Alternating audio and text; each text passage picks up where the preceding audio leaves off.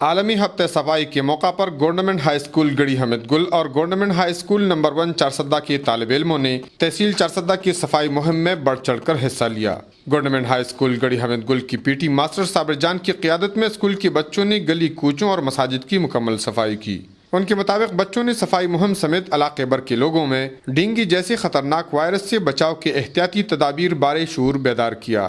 بعد ازاں اس حوالے سے گورنمنٹ ہائی اسکول نمبر 1 میں ایک تقریب منعقد ہوئی جس میں اسکاؤٹ کے بچوں نے کثیر تعداد میں شرکت کی۔ بچوں نے ملی نغمے، تقاریر، نظمیں اور قومی ترانہ پیش کیا جسے بے حد پسند کیا گیا۔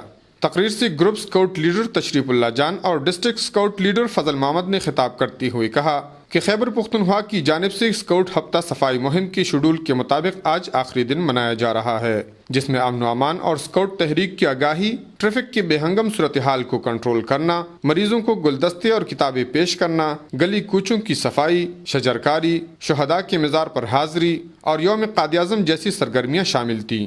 انہوں نے کہا کہ تعلیم سے ذہنی ترقی کی راہ ہموار کی جاتی ہے، جبکہ اخلاقی اور معاشرتی تربیت کھیل کود اور اسکاؤٹ کے بغیر ناممکن ہے۔